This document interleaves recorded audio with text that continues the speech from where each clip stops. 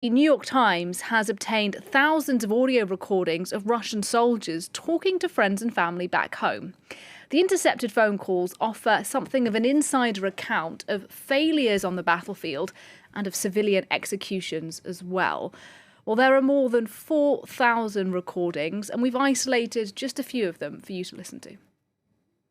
Ну, а так у нас 50% полка уже нету. Дали приказ убивать каждого, кого видим. Приезжаю, увольняюсь, нахуй, все, ебало из армии. Путин дурак Киев хочет взять, а у нас это не получится никак. And listening to that was Douglas Herbert, our foreign affairs commentator. Doug, what's your reaction to some of those clips? Because from afar, it does sound rather like a Russian army in distress and in disarray. Nadia, it's astounding because we've been told about the low morale of Russian army in disarray, beating a retreat early in the war. Now we hear it in the voices of these thousands of conversations, telephone conversations, which the New York Times obtained from Ukrainian law enforcement agencies while it was investigating earlier in the war atrocities around the Bucha region. It's absolutely what you just heard is a tip of the iceberg. You hear everything from talk of the civilian slaughter, Russians essentially admitting to killing and shooting civilians. In one case, you hear a soldier, Sergei, speaking to his girlfriend. He says, and I'm reading the quote, "We detained them, undressed them, and checked all their clothes. Then a decision had to be made whether to let them go. If we let them go, they could give away our position. So it was decided to shoot them in the forest," to which the girlfriend says, "Did you shoot them?" "Of course we shot them," Sergei says. The girlfriend, "Why didn't you take them as prisoners?" Sergei responds, "We would have had to feed them, and we don't have enough food ourselves, you see." I mean, unbelievable. So, civilian executions also talk of these recordings paint a picture starkly at odds with the rosy propagandistic message being beamed night after night on Russian state TV at home, a special operation going according to plan. You have one soldier saying in one of these conversations, speaking to his mother, "Mom, we haven't seen a single fascist here." Obviously a reference to Putin and all of his officials constantly talking about Ukrainian Nazis everywhere. This war is based on a false pretense. No one believed needed any of this. That's the soldier on the ground trying to tell his mother back home, "Mom, I'm here. There are no fascists. There are no Nazis around anywhere."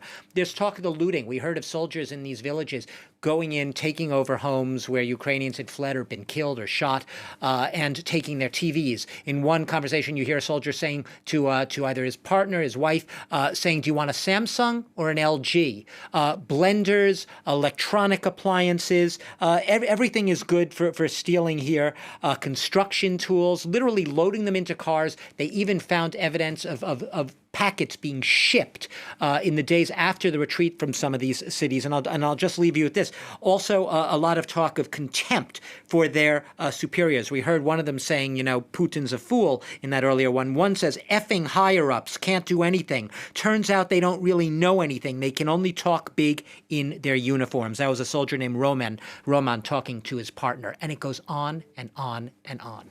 And yes, the testimony is quite extraordinary, Doug. First-hand testimony here from the New York Times. But many people may well be wondering, how did the New York Times manage to obtain thousands of these recordings? Like I said, the New York Times tried to explain it to the reader. How did we do our reporting? How did we? And they said that they got exclusively access to Ukrainian law enforcement was actually tapping and listening in on these cell phone communications. They weren't blocked. They weren't encrypted for some reason. They were able to actually gather all of this. The New York Times got it from the Ukrainian law enforcement. So the normal thing is, if you're a viewer, you might be saying, "Oh, well, how do you know that the Ukrainian law enforcement authorities didn't just trump up these phone calls? They're all fakes." No, they weren't. The New York Times visual investigations team, they have a special team dedicated to this.